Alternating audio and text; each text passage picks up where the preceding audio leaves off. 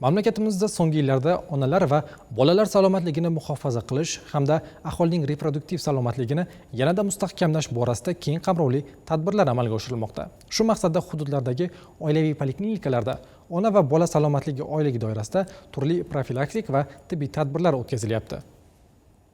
Oylik doirasida Yunusobod tumanidagi 54-sonli oilaviy poliklinika tomonidan bolalar uchun zarur bo'lgan dori vositalari bepul tarqatildi. Shuningdek, bolalar, homilador va tug'ish yoshidagi ayollarni zarur vitamin komplekslari, yod preparati, temir va foliy kislotasi bilan bepul ta'minlash yo'lga qo'yildi. Bu oylikda homilador ayollarimiz, emizikli ayollarimiz, 6 oylikdan 23 oylikgacha bo'lgan bolajonlarimiz, 3 yoshdan 15 yoshgacha bo'lgan bolajonlarimiz va 2 yoshdan 10 yoshgacha bo'lgan bolajonlarimiz qamrab olingan.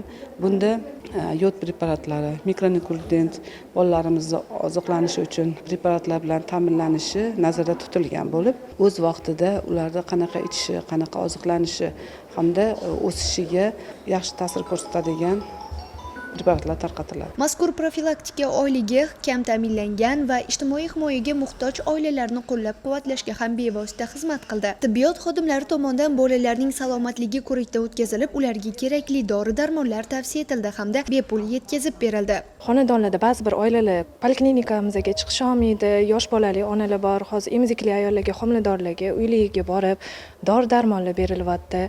Keyin 2 yoshdan 10 yoshgacha bo'lganlarga antigelment dorilari profilaktikasi uchun 3 yoshdan 15 yoshgacha bo'lgan bolalarga yodamalik yod preparatlari berilyapti. Biz 54-oilaviy poliklinikaga qaraymiz. Davlat tomonidan berilgan dorilarning hammasini yetkazishadi bizga.